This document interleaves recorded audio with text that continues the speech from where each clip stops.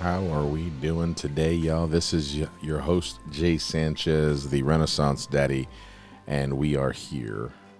And we're going to talk about boundaries. More specifically, we're going to talk about emotional boundaries.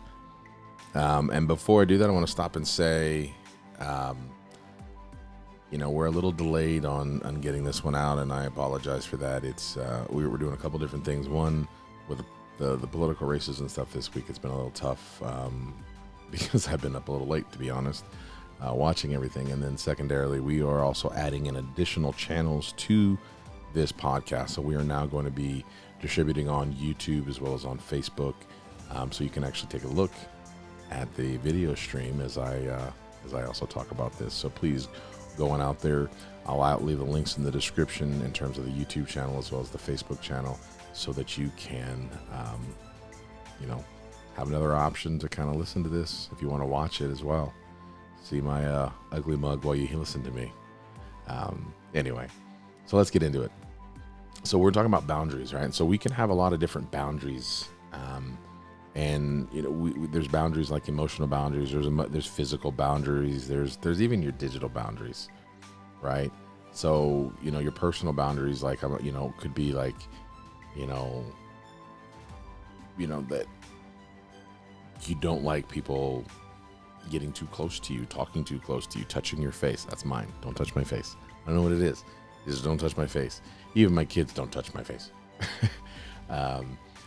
Those are kind of things that you get to your personal boundaries. They can even go as far as to say like who's following you, who's not following you, where they walk. Do they walk in front of you? Do they walk behind you? So these are just boundaries, right, that you have. You can go as far as and kind of go beyond that, right? How you kiss, where you kiss. Those are all like boundaries, personal, physical boundaries. The digital boundaries, obviously, they make sense, right? Who's looking at your phone, right?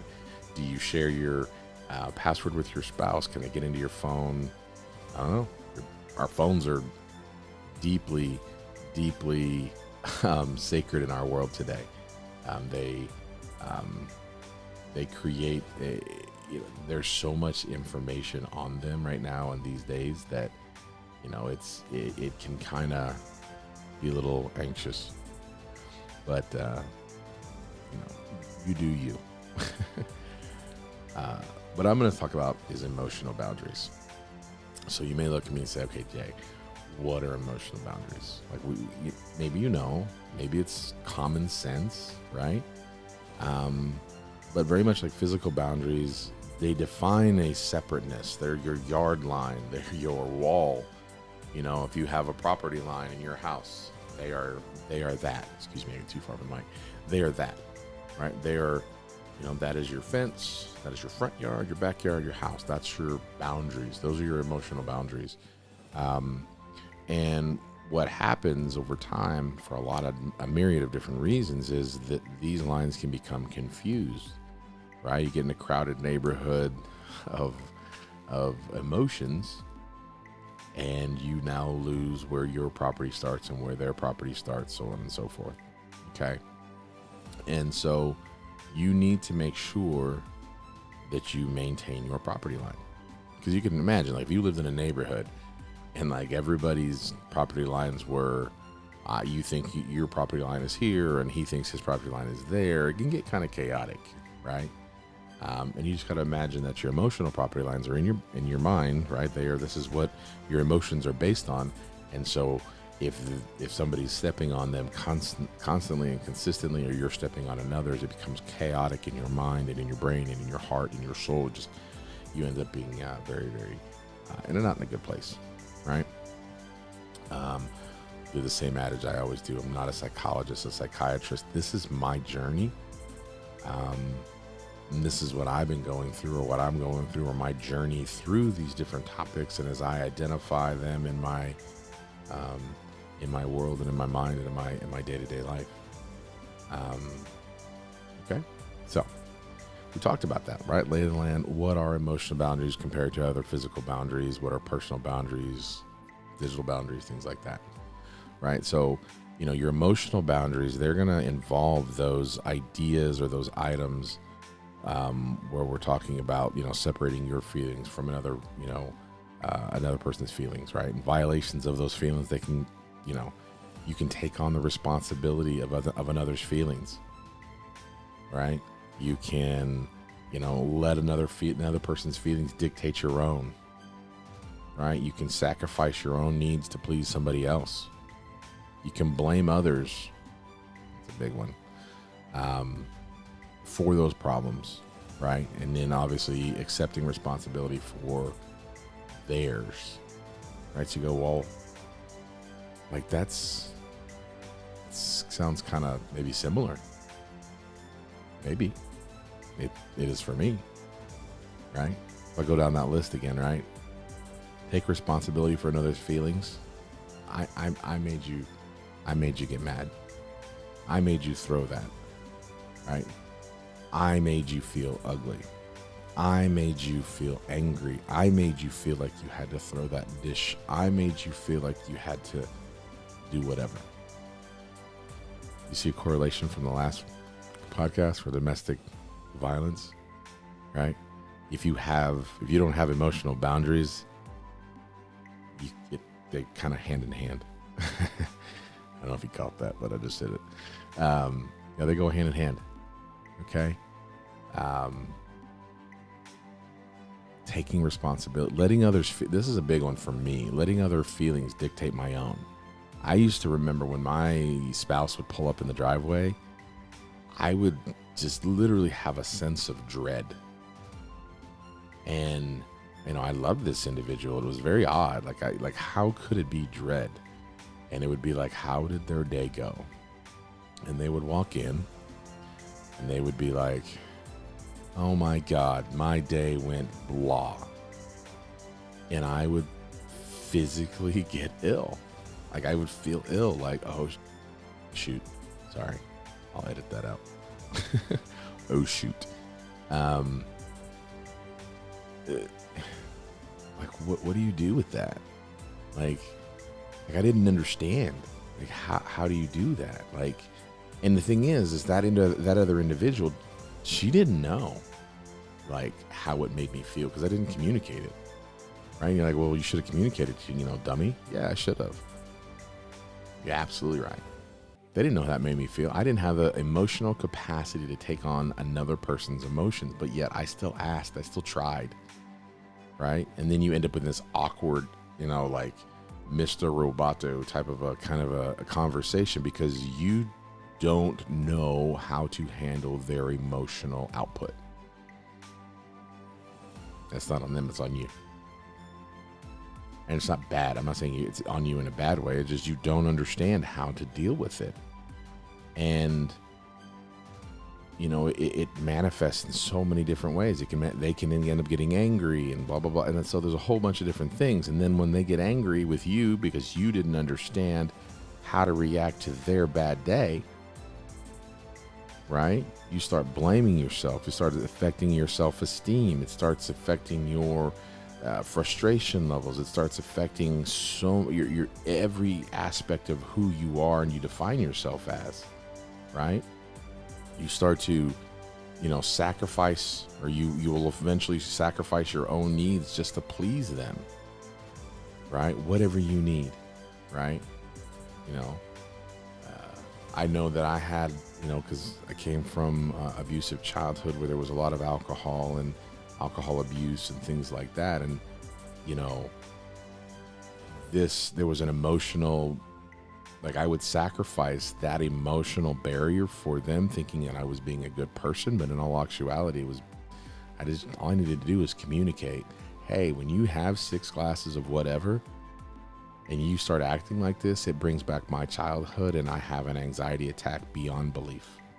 And it makes me 43, go back to being 9, 6, 5, whatever. And maybe that individual goes, I don't give a crap. Deal with it. Or maybe they care and they say, how can we compromise? Got to communicate though, y'all. Okay. So sacrificing your own needs and your own, you know, like, you know, that in that situation, if we're using the whole house and the yard adage, right? I leave my fence open Go ahead and let your pit bull just run wild in my yard and destroy my cats and birds and animals in my yard. It's okay. Yeah. No, it's not. Okay? You wouldn't do it in real life. Don't do it in your emotional state. Right? And then worse comes to worse, right? You start blaming others for your problems. I did this a lot. In the last 5-6 years, I've tried to not do this in most every aspect, but except for the one in my relationship. Or actually, it's more than probably like 10, 12, 13 years 14 years I've been actually really, because as I became a dad, I was really big on not to blame others for your own mistakes. But then when it came into my relationship, I would be so anxious to please another individual. I would be so in tune to cure like whatever's upsetting that other individual, that something bad would happen. It was, I didn't do it, they did it. Because I could not stand to have that individual upset with me. How do you fix it? We'll talk about it. Because I couldn't accept responsibility for things that I had done. I couldn't accept responsibilities for things that I would do. Couldn't accept responsibility for the fact that I just couldn't communicate, that I wasn't emotionally, I don't say mature, but emotionally adept enough to deal with my own emotions and then deal with theirs as well, right? And I'm not saying that their emotions were bad. I'm not saying my emotions were better. No, not at all. Not at all. What I am saying, though, is I didn't have the capacity at that point, right? I didn't have the capacity emotionally to say I need help. Because what if I say help and I become vulnerable and they look at me and laugh, right? Because I was bullied as a kid. I was bullied by my, DNA donor, right? Or my biological dad, right? Why? You look at it and go, you're 40-something years old. Get over it by now. But if you are not cognizant of there being a problem, if you're not cognizant that it actually could be a problem shared by the world, then you're not going to do anything about it. I promise you that. I didn't until I sat down one day and looked and go, oh my God, what? Other people have this as well? Other people deal with this as well? How is that possible? How? It is. It just is.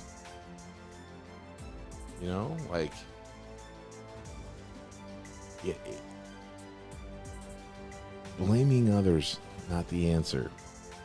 Accepting responsibility from others, not the answer. I made you mad. It's my fault. I made you, and I'll go as far as the domestic violence. I made you so mad you beat the crap out of me. I made you so mad you ripped my mirror off. I made you so mad you destroyed my car. I made you so mad you threw a plate. I made you so mad. It's my fault. I did it. It's me. No. Not anymore. Not anymore. There's culpability, true. But the correct way to deal with that beginning situation where my spouse would drive up in the driveway and I would get the feeling of dread, right? Is to do what? They have a bad day. I had a bad day, blah, blah, blah, blah, blah. This person yelled at me. I yelled at this person. This person didn't do their job. I'm going to have to, cut head count here or there or whatever, right? Oh, wow. That is horrible. I can't even imagine how to deal with that or how to handle that, and talk through it. And at the end of it, go, okay, I'm going to give you some time to process on your own and let you deal with it. But if you need me, give me a buzz. I'm going to go outside. I'm going to go play with the kids. And you have to be okay with doing that. You got to be okay with being okay. Not taking on their crap. They're on their side of the fence. You're on your side of the fence. Right? You're not going to just open it up and let everybody in. It's okay. And that's the thing that I've read and I've learned and I'm kind of really getting into, and I'm like, it makes so much sense. Why would I sit there and take on others' emotions? Why would I take on these fears? Why would I take on you having a bad day? That means I got to have a bad day. That's so stupid. I mean, I'm not, and if you're doing it, I'm not trying to talk bad about it. I'm not saying that at all. I'm not judging you. I'm on me. Like, why did I do that? And if you're doing that, try to stop. We'll talk about how to stop. But I was like, oh, I'm so frustrated with myself sometimes. Because I look at it and I go, why do you do that? Don't take on other people's emotions. Don't take on other people's problems. Don't take on all of that. You can help them.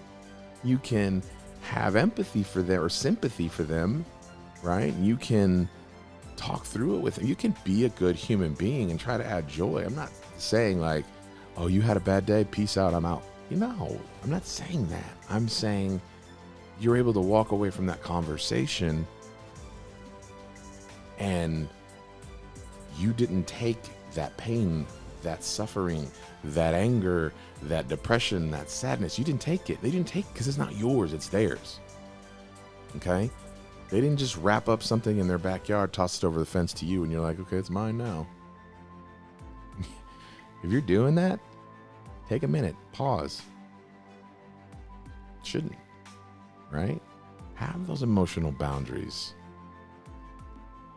Because at the end of the day, when you don't, and all you're doing is trying to please, and you're trying to separate your feelings, and you're constantly having these violations, you're going to then start to, even if it's your core belief structure, to take responsibility and not blame others. You will begin to blame. Did you put this plate here? No. The dog must have done it. Yep. And I'm gonna tell you right now, the other individual knows, as sure as the day, as the day will end and the day will start and the day will end and the sky is blue and the sun is, whatever. They know that you're, fudging things a bit. You lose credibility with that individual. So when there is a situation where there is somebody else that did something, you've lost your credibility because you didn't want to admit to a plate that you put away. It may be wrong, right? Talk about it. Think about that.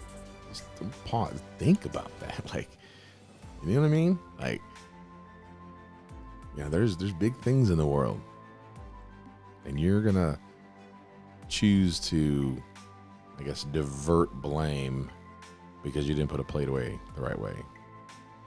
You didn't lift the seat of the toilet. Whatever.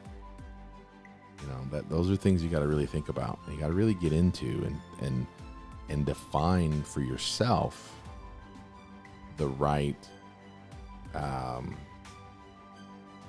way to deal with that. And so the first thing you can do is you're going to identify those boundaries. You got to identify your own boundaries. Your spouse can't do it. I can't do it. Your friend can't do it. Nobody can do it. Only you can do it. Only you can. Right? Communicate that. Don't over explain it and set consequences for yourself. Those are big things. Okay? So when we talk about emotional boundaries, we really kind of dig into some of the ways those things. And I can go into story after story. I mean, there was a story at one point where I lost a cat. True story, right? Lost a cat. My parents are visiting. They're listening to this going, this is it. And they came over and they were visiting. And I couldn't find the cat. I hated this cat. I still hate this cat. If I see this cat, I just hate this cat. Anyway, the cat would always like hide and run and just, you could never find this cat. And it was like the most annoying cat ever. Well, the door was left open. And I believe at the time, I think my dad had left the door open or my mom had left the door open or something in the garage. Something had happened.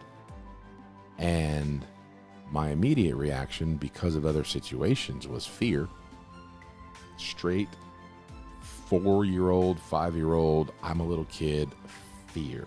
Like I'm about to get my butt whooped. Fear. Now, mind you, I'm 42 years old at the time, 6 foot, right? And I have just childlike fear. That's a whole different conversation, right? Related to that. That's the whole domestic violence type fear. But what was I going through, right? My emotional boundaries. I just started going through how much fear I was going to go through, and when that person came in, right? Because that person, I took on their emotions immediately. They're going to be mad at me. I'm going to have to take responsibility. But ooh, if I take responsibility, what's going to happen? But I can't give it to my parents because, what would she say about that, or what would this person say about that? And then, oh my God, and then I'm blaming, and then I'm lashing out, and there's so many different things happening, right? Because at the root of everything, one, I had no emotional boundaries. I have no emotional boundaries, and I'm getting better, right? But I didn't at that point, because, hell, that person would drive up in the driveway as it was, and I would get anxious and scared even at that, and I'd done nothing wrong. Make sure that we wash the dishes. Make sure that the floors are clean. Did I do enough? Did I do enough? Did I do enough? And almost be like I'm the butler, right? Like that, nah. And I'm not saying that the other individual asked for that. That's the other messed up piece, right? Is that I did that. Now, while there are contributing factors as to why my behavior ended up going down that road, you're absolutely right. Are there contributing factors as to how they interacted with me that made me go down? Yeah, absolutely right. But we're talking about my emotional boundaries. We're talking about your emotional boundaries. All right. So what are some signs that you have weak emotional boundaries? So like I said, we have to define what our boundaries are. And so what are some signs? So easily overwhelmed emotionally, right? You're in a situation like I was in that cat's. I was emotionally just boop. Check please. Overwhelmed, right? Overwhelmed. I was scared. I was, confused, angry. Who to be angry with? I'm angry with myself, angry with them, angry with her, angry with, the cat, or what, fear. Overwhelmed, took on everything. Their confusion, my confusion, their frustration, my frustration. And as I devolved down this road of just, of emotions, from frustration or confusion to frustration to anger to depression to sadness to almost straight up fear, like I said before, we end up going down and seeing that there's more, that I end up taking on those other feelings, right? I end up taking on, those other parties' feelings, right? My mom and my dad, because they were scared, or they were, they didn't want me to be upset. Who wants your kid to be upset? And especially if they did something, and then they have their own historical past related to losing an animal, and then they're dealing with that trauma on top of, so it was just it was one of those situations. So are you easily overwhelmed, right? So you got to understand that you have to be able to draw a line and not burden yourself with others' emotions. Okay? That's the key. Like, you cannot. Like, it's yours. Did you have a bad day? I'm so sorry you had a bad day. And go about your day. Let me help you with your bad day, but I'm not going to allow that negative bad day to influence me. I used to joke around, I'm an emotional mood rock. If you're good, I'm good. If you're negative, I'm negative. That's not cool. The more I read and learn about this, that's not cool, right? Like, that just means I have no emotional boundaries. Like, I'm not a mood rock. I basically, for the last 30 some odd years at least, I've been going on this, I'm a mood rock. Like, it's the coolest thing ever. No, all I'm going about is espousing how much of an emotional idiot I am, because I'm overwhelmed by other people's emotions. I take on their emotions, right? I don't have emotional responsibility for my own between them and theirs, right? Carrying the burdens of others' emotions, it's not even my responsibility, but I do it anyway, right? So, like, why do you do that? Why do I do that? I don't know. It just is. Okay. The other part where you're really going to identify is Do you find yourself like when you get in those situations, right, where you're in a group, you go to a Christmas party, family get together, not so much family get together, I mean, maybe even family get together, but you get socially anxious, lots of people, or it can be anywhere, right? But you get socially anxious. And so when I say socially anxious, you walk into a room and you almost believe, and even you also care that everybody, like, they're looking at you, and they're looking at you, and then when they look at you, they're thinking about you, they're judging you. And so people will automatically assume, if you think that, oh my God, you must be a narcissist. You're so self-centered. You're so self-centered. No. Okay. What it is you're self-conscious. You don't care if they're thinking, and actually you don't want them to think about you, right? So if you were really self-centered, you'd want them to think about you, and you'd think you were the center of attention, and you want to be the center of attention. To be socially anxious, you feel that you're the center of attention, and they're judging you, or they're talking about you, or they're saying something about you, or they're thinking about you, and you don't want that, right? Like, I don't like Christmas. I'll give you the story. I don't like Christmas. And the reason I don't like Christmas is everybody's attention when you open up a present or a gift is at you. How are you going to react? And I'm so, am I happy enough? Am I not? Did I do the right thing? Are you good? Did I make you happy? Right? When you go to a Christmas party, you walk in, is my suit the nice suit? Did I dress correctly? Did I look fat? Do I look thin? Right? Do you become socially anxious? Do you find that you're responding as if, you know what's in the minds and the hearts of the people that are around you? You don't. Unless they tell you, you don't know. Straight up, you don't. And trust me, I'm talking like I'm big and bad. Like, I know, like, yeah, they don't know. I still do this. And I walk into Starbucks. It was the other day. I walked into Starbucks the other day. It's like a Tuesday-ish. Doesn't matter. Walked in. I'm already anxious about going into Starbucks because of the whole coronavirus COVID thing. But I go into Starbucks. And I'm like, there's a couple people that are standing there, because you can't sit in there, but they're standing there. And I'm like looking down, like, are they looking at me? Like, I came in like some shorts and some stupid like funky socks with some flip-flops. Are they looking at me? Are they thinking, what are they thinking? Like, I'm not being like, I'm trying to get ready to protect myself. They're gonna attack me, right? So it ends up being in a very confusing situation. So understand that. Socially anxious, right? Everybody's not looking over your fence into your yard, even though you feel like they are.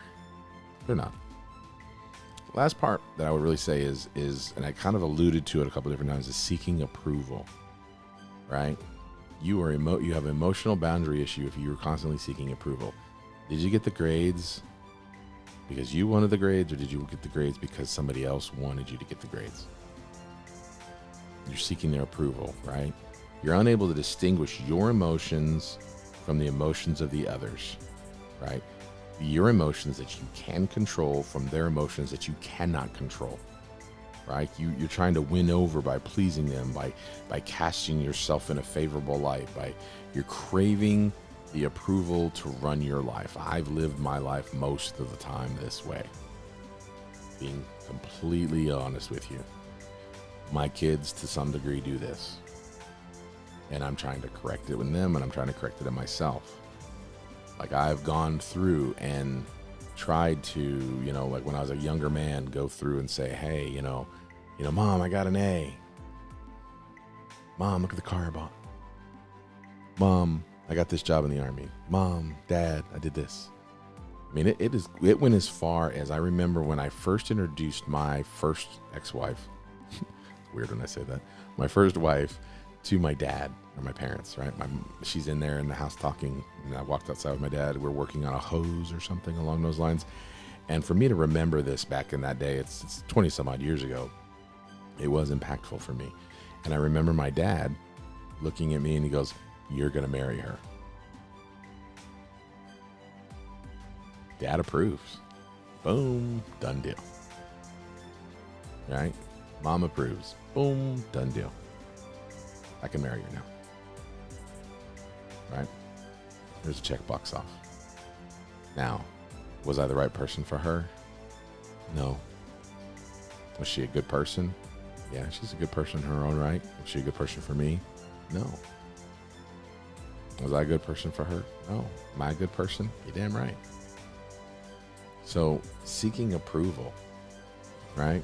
My daughter the other day tells me she got a good grade and she's putting all these things on. And I understand it as a kid. I did it too.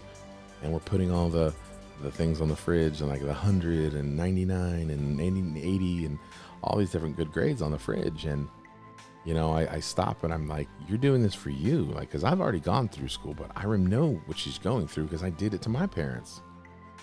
Like, I'm searching for their approval and learning the instruments and all of these different things.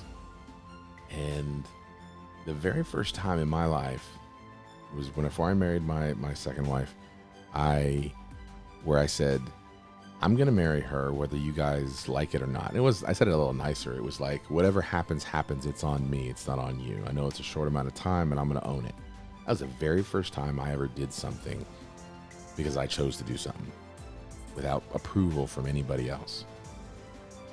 And I sometimes slip into that, and I see my kids slip into that, like approval behavior, seeking approval, right? But the problem is when you have a social anxiety, and then you also have social anxiety from emotional perspective, emotional boundary perspective, and you're also seeking approval from everybody, from other people, you end up also creating a self-sabotaging behavior, and that derives from like a rejection attachment. So rejection attachments they get triggered, or they started, you know, when you seek out like rejection from others. Like, you know, when they say like, you want any attention, even bad attention, right?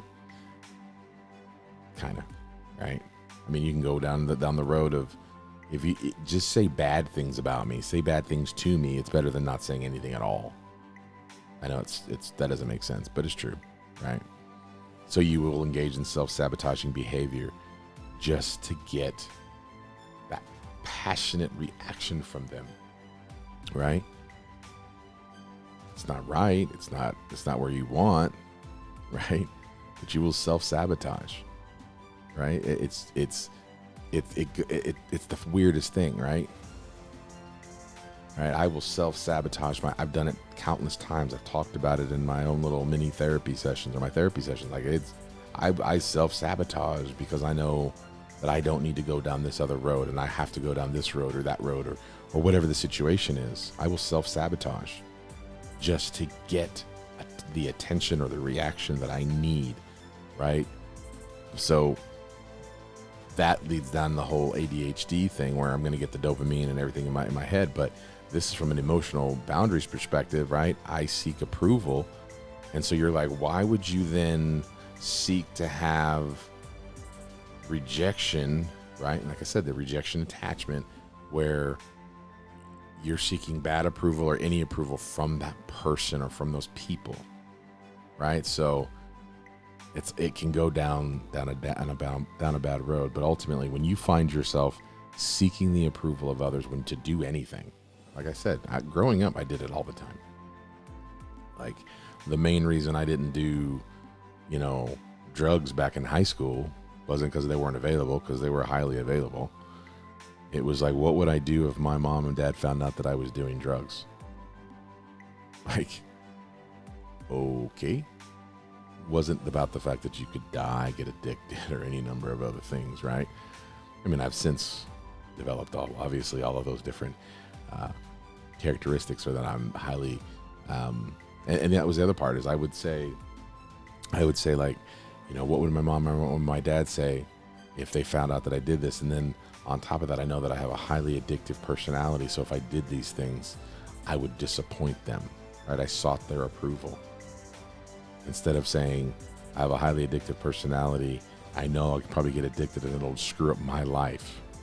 I didn't have concern for that. It was always about, how am I going to seek approval from somebody else?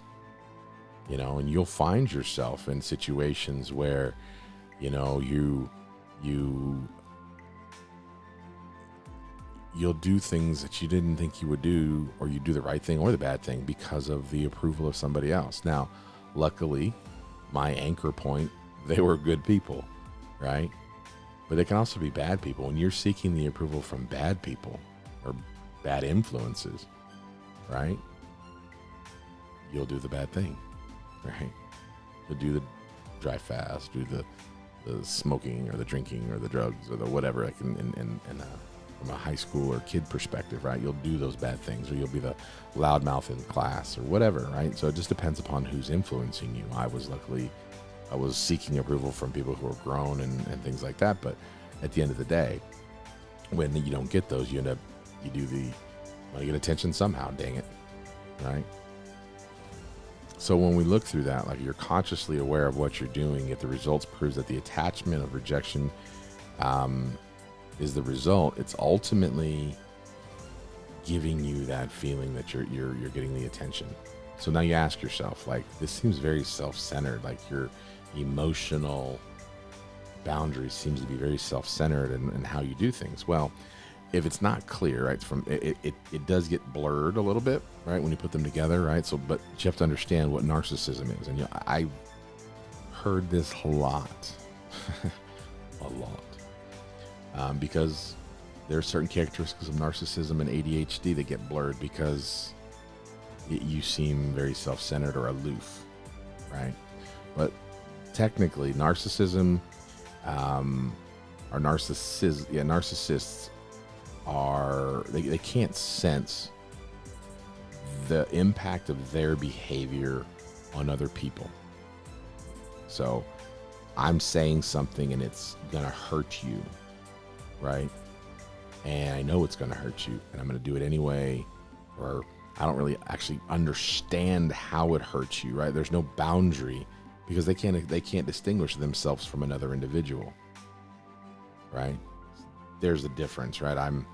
I'm seeking the approval of another individual because when they get mad or they get angry, I'm gonna feel that, right? Because I can't discern that. I'm gonna be a mood rock, right? A narcissist, right, doesn't understand, right? So they're not a mood rock. It's just a rock just bouncing off, okay? They don't get it, okay? They're going to emulate. They're going to mirror. They would mirror your behavior. They wouldn't feel your behavior. Maybe that helps a little bit, okay? So like I said, when we start doing these things and we start blaming others for our problems, and we start looking at, it ends up being because we don't have emotional boundaries. And when we don't have emotional boundaries, that's where we end up having, mental health issues, or we don't have good emotional health. We don't, develop our own autonomy, right? That's a big one, right? Like, can you sit in your own space and do you? Just you, right? Like, I started to do that. Like, I could sit, right? There's nobody here, just me. I'm gonna do me. I could sit downstairs. I could read a book. I could do whatever. I could go drive. I could go walk. I could do whatever. I'm autonomous. I don't need to be with anybody. I don't need the approval of anybody. Do I like it? Yeah. Do I need it? No, I don't. Right? It helps you from, you avoid burnout. You develop your own identity. When you no longer concern yourself with, let me paraphrase a little bit. I'm not saying that concern yourself with how you make others feel, because you want to concern yourself with how they feel. But on the other side of that, you can't burden yourself with how they feel. I'm sorry that you are upset. I am sorry that you feel bad, but I am going to move on if I can't help you, and I'm going to be okay with that because I've developed my own identity. And I'll go one step further. When you ending in a relationship, right? And it's been a long-term relationship, whether you're married, whether it's a baby mama, daddy mama, whatever. I mean, daddy mama, baby daddy, whatever, right? And you're in that relationship and you get out of that relationship. And if it's 1 year, it's 2 years, it's 10 years, it's 13 years, it's 12, it's 20, it's 30 years, right? You no longer, if you don't have good emotional boundaries in the first place, you sure as hell you haven't developed an identity unto yourself because you've taken on theirs. How do they feel? How are they doing? How is this? And so on and so forth. So you have to develop your own identity before you can mix into something else. It's kind of like, I'm leaving my neighborhood. My fences are destroyed in my house. My property line's a complete hot mess. And I'm going to go take that same house, pick it up, and go put it in another neighborhood and expect it to be completely normal and okay and whole. It ain't gonna work, right? You can't go get a new neighbor and then have no boundaries, no fence line, walking in, walking out of the fence. I mean, you can't. It just doesn't make sense if you think about it in a physically, and it doesn't make sense if you actually think about it emotionally, right? You have to be right with yourself. So my advice to anybody who's getting out of a relationship is it's okay to be solo, right? And in every relationship, you're going to have some seepage of those emotional boundaries, right? That's where you end up with some of the emotional baggage. So, right, you're going to need time to fix that fence, right? You're not just going to have another neighbor move right on in and you got big old gaping holes in your fence, because then what's going to happen? They're just going to make those holes bigger. They're just going to keep on doing the same thing that was done before. You're still going to feel violated. Your emotional boundaries are still going to be crossed, right? You're still not going to feel validated. And you're going to end up in the same situation. So you have to shore up the fence, put the wood slats back on, whatever, right? Close all the holes in your fence. Maybe get a stronger wood, whatever, right? Get stronger in here, in here. When you're good here, then go talk to the neighbor next door and have a barbecue, right? Do whatever you want to do. But you have to be good here. And I hope that makes sense, right? So you have to define those boundaries, what they are for you. And I can't define them for you. You can't define them for me. But you have to define some boundaries. You have to communicate those boundaries with the people you're closest to. And if you need help, ask for help. They can help you. Can't do it for you, but they sure as heck can help you, right? And most importantly is you have to allow like waypoints. Like you're going down a road, a twisty road, and before you get to that twisty road, there's signs that say there's a twisty road ahead. You gotta know, like you gotta put signs up in your journey to say, we got a social anxiety situation ahead. You may want to shore up some of the fence line or get ready or do your process, meditate, do yoga. I don't know what it is, whatever. Right? And then when you pass that line, put an anchor in the ground. If I get here, we're in a bad sitch, right? Bad situation, we get here. Because if we go further, that's when we end up in the self-destructive behavior, right? True story and a big thing for me, right? I was younger days and I went to a Christmas party, social anxiety situation. I didn't feel good enough. I didn't feel smart enough. I didn't feel like I dressed well enough. It was one of my first corporate things, right? And I felt it. And then I kept going, right? I kept seeing the markers and I kept going, not caring, didn't slow down. Right? You start doing behavior that's not your characteristic behavior. I started having one too many drinks, right? Until what? Self-destructive behavior started happening. Right? I'm slurring words. I'm all over the place. Now, this is at a work function. I even called somebody, hey, this is the bee that I work with. You know, so you start to think now, from that point on, that's a massive anchor. You'll never find me at a corporate function drinking again. Now, did I go too far one way? Probably, right? It's not don't drink at all. It's maybe have one drink, right? It's not black or it's not white. Okay. But what I'm saying is make sure that you have markers so that you don't end up down the road of being self-destructive just because you're not getting it. Don't put yourself in a situation that you don't think you can handle emotionally. And if you have a spouse and you're still dealing with these things and you have a problem with your emotional boundaries, right? You should love them and they should love you enough to sit down and go, look, I have emotional boundary problems.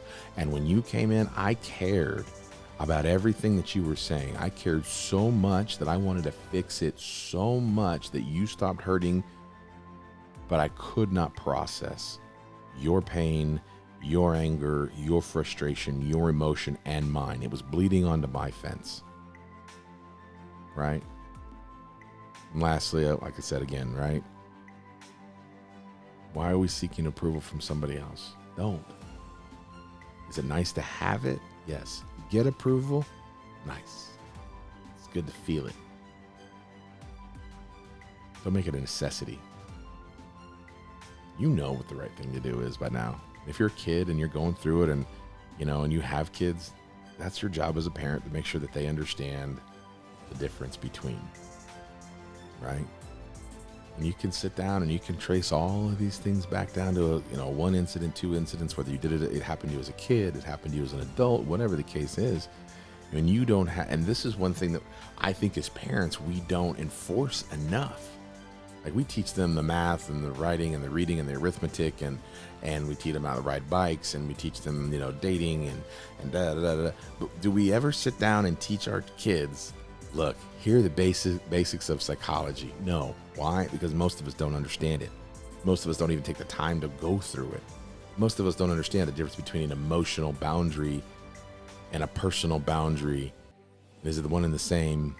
Is it? Maybe it's not. We need to sit down and talk about it. We need to talk about communication skills. We need to talk about emotional boundaries. We need to talk about these things so that we don't have this ever rising and ever climbing, culture of divorce and all those different things that are going on in the world, right? Of loneliness. As a connected world as we are, we're so more disconnected emotionally because we don't learn these skills of being connected and learning, not to seek approval from others and not to become anxious and overwhelmed by situations and not to take on, these things. We're emotionally stunted. I am emotionally stunted. I was emotionally stunted from a young child all the way up going through, and I've never learned anything else. So what is my goal? My goal and what makes me successful is I'm going to teach my kids how to have emotional boundaries, how to say, hey, Dad, I'm sorry you had a bad day. I love you more than anything in this world, but I'm going to leave you to deal with that, and I'll come back later. And it's going to be okay to do that. Right? They don't need to be your crutch. Hey, Mom, I'm sorry that X, Y, and Z is happening. I'm sorry that this is happening and you feel sad. I'm sorry. Yeah. Okay. Move on. Be happy. Go play. Go jump on a trampoline. Go play, ride on a bike, whatever. And be okay with that. And as a parent, you got to be okay with that. You should be okay with that. You should actually demand that they are not there to parent you.